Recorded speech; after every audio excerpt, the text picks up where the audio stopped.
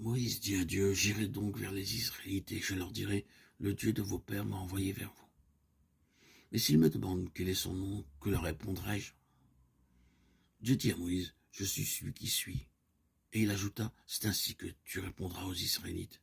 Celui qui s'appelle Je suis m'a envoyé vers vous. Exode 3, 13, 14.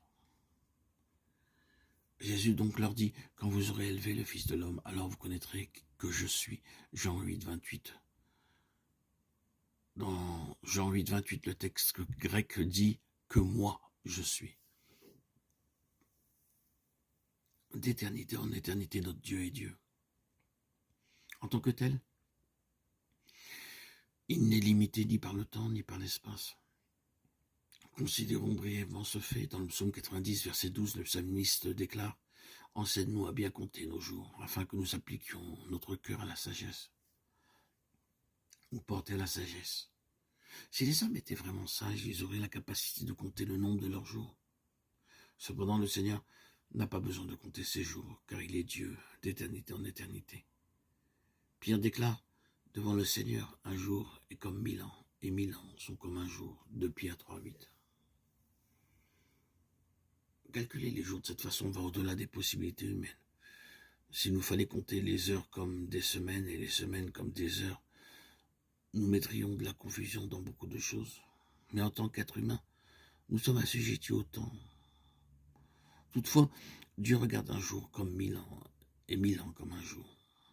Cela signifie qu'il n'est pas limité par le temps ni assujetti au temps, parce qu'il est Dieu. Il transcende le temps. Afin de connaître Dieu et de poursuivre la course qui est devant nous, il est impératif de voir cette réalité divine. Dieu surpasse le temps. Nous ne pouvons pas délimiter Dieu dans le temps. Tout ce qu'il fait transcende le temps. Pour cette raison, tous ceux qui vont vers lui pour être aidés ou affermis spirituellement doivent apprendre à être affranchis du concept du temps. Puisque Dieu est l'éternel, nous ne pouvons pas le limiter par notre conception du temps. Aussi, tous ceux qui veulent le connaître doivent être délivrés de l'idée générale que nous avons à l'égard du temps. Dieu est celui qui est le grand « Je suis » maintenant.